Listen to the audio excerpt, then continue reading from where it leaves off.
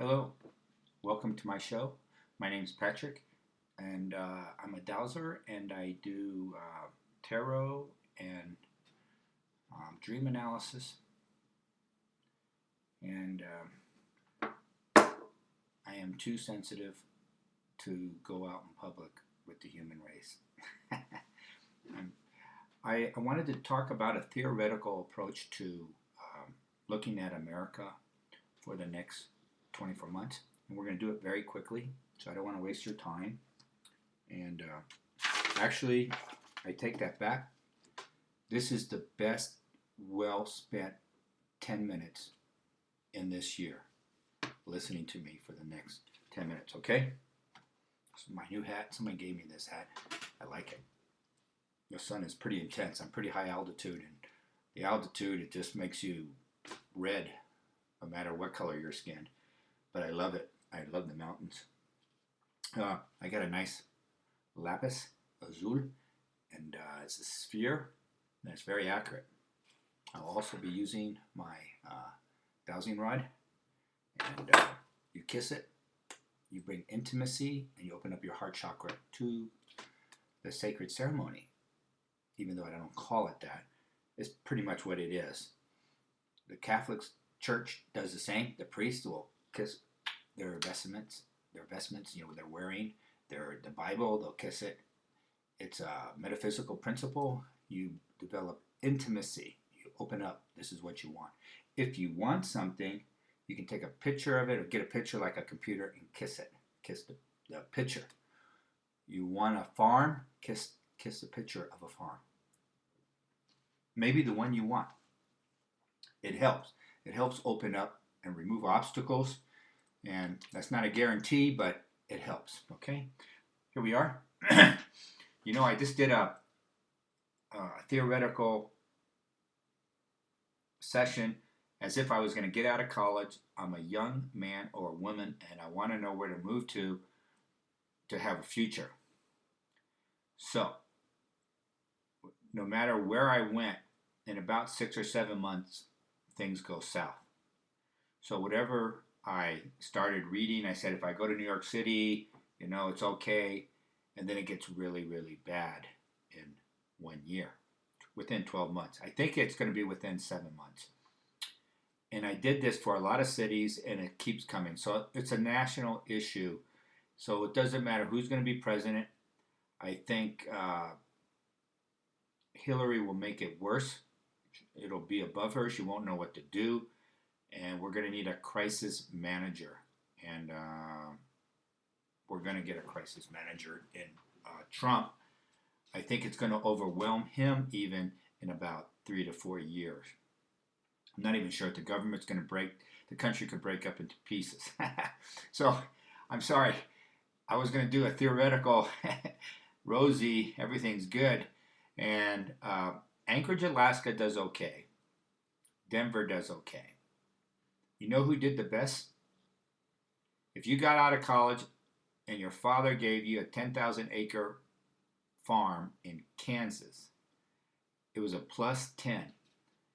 There were no pluses in anything. There was a plus somewhere. I forget what it was, like 1 or 2. And here's my chart. Everything was negative. The first month is a negative, and in a year, all the cities were negative. Now there's a difference. Some were really bad, like New York City is totally bad. And but then I said, how about if I moved to a farm in Kansas and it went plus 10? Can you believe that? Plus 10. So it's saying I'm going to ask one more question. This I can speak for a couple hours on, going through all the cities. I think the U.S. economy is going to take a hit in about, just say 6 to 7 months. They're going to just dump it on the new president, knowing they don't care. Actually, people know this is coming. They're just going to dump it on. It has nothing to do with who's president. Now, who is president, how you respond makes a difference. If you are poor, you're going to have to start thinking now to get out where you are. You don't want to be in the city. Actually, you're not poor. This is Uh, okay, how's the U.S. economy? Uh, Tell me when there's going to be a big hit to the economy. And I'm just going to read it off. I'm going to go up to 12 months. September. I'm going to go here. Big hit. Just cross. October. November. December.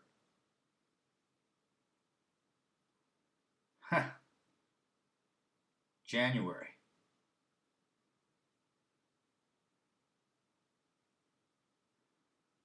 February.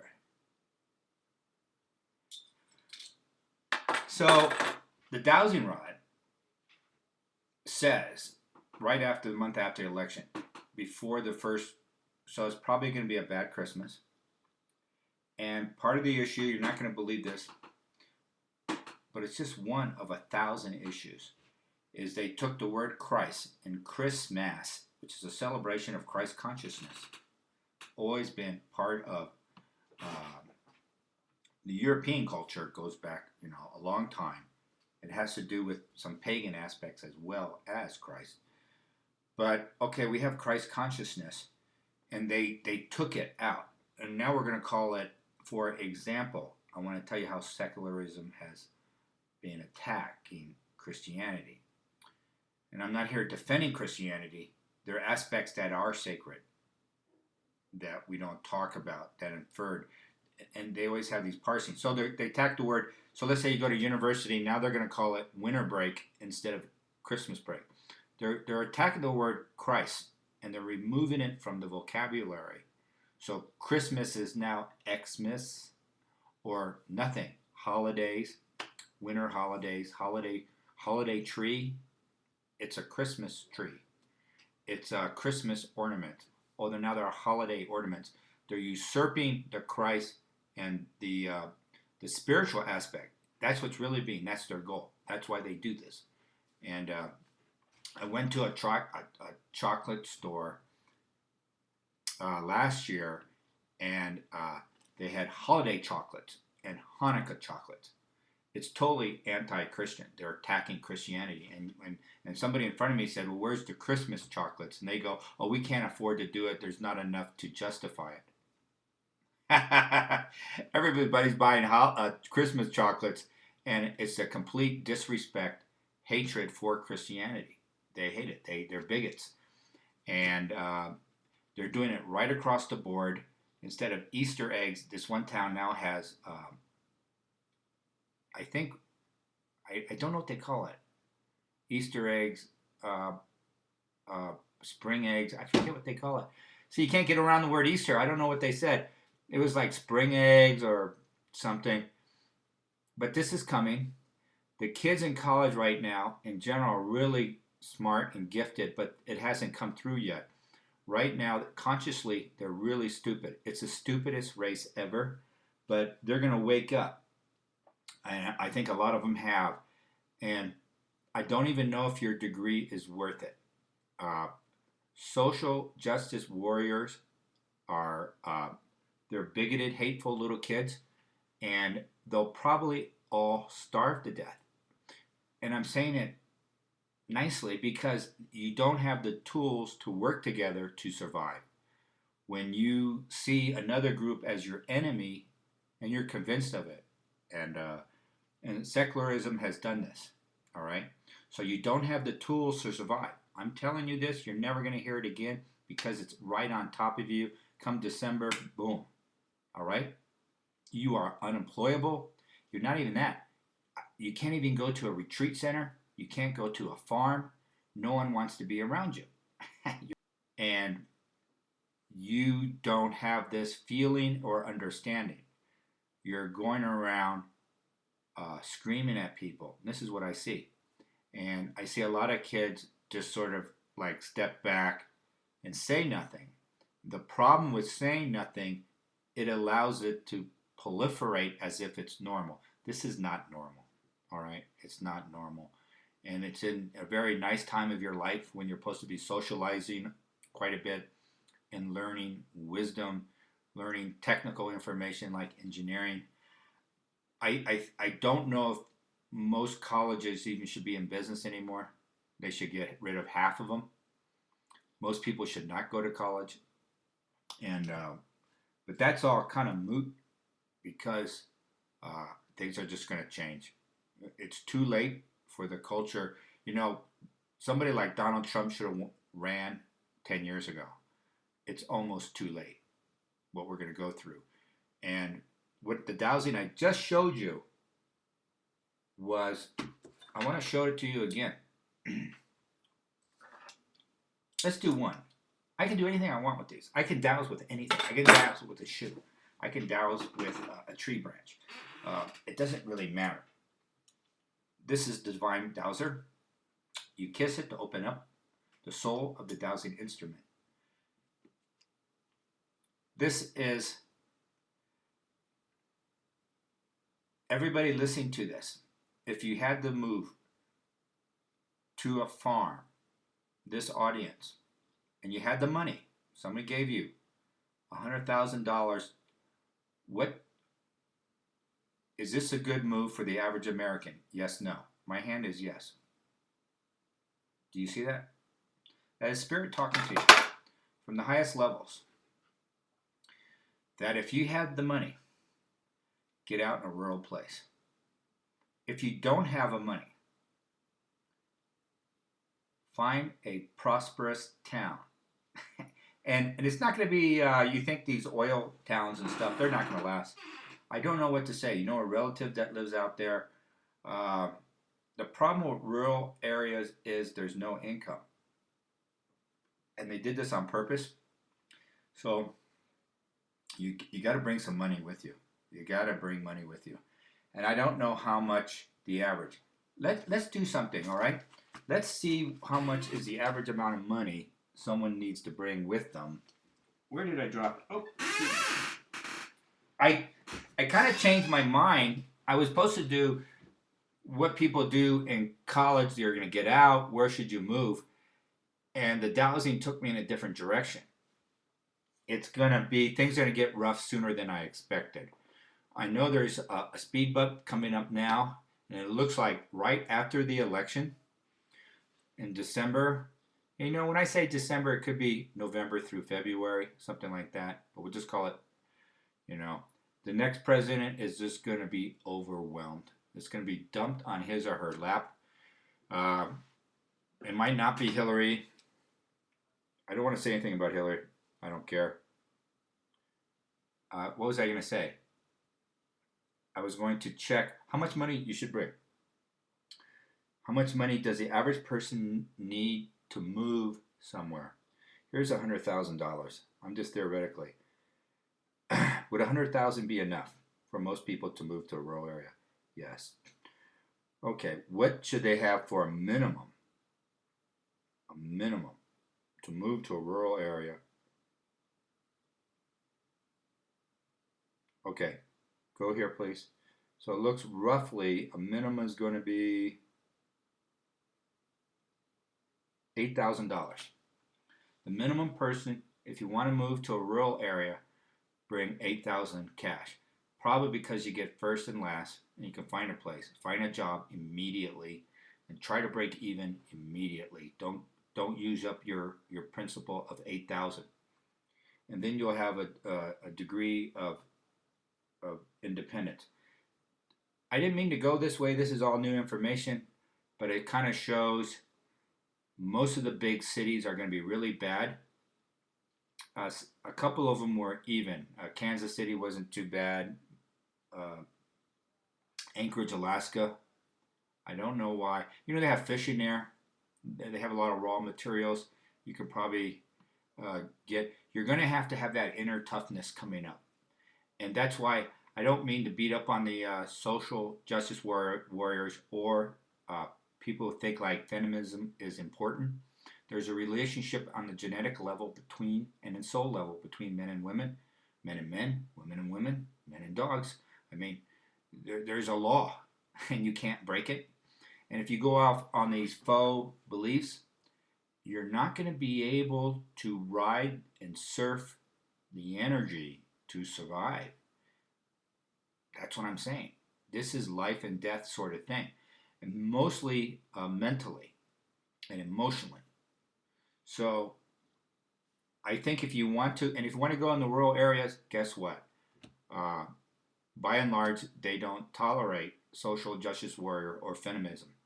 They understand there's a rooster and there's a hen, there's a bull and there's a cow. I mean, that's what part of the rural life is about. Everything has its place. And that's the sort of mentality that's just going to survive. I think it's interesting. Feminism was developed in the 60s by the CIA, believe it or not. Uh, all the things came out of the 60s, they understand that it was a serendipity, it was a spontaneous expression of energy, creative energy that people wanted to take, and they saw it. There's some really smart, evil people. They saw it.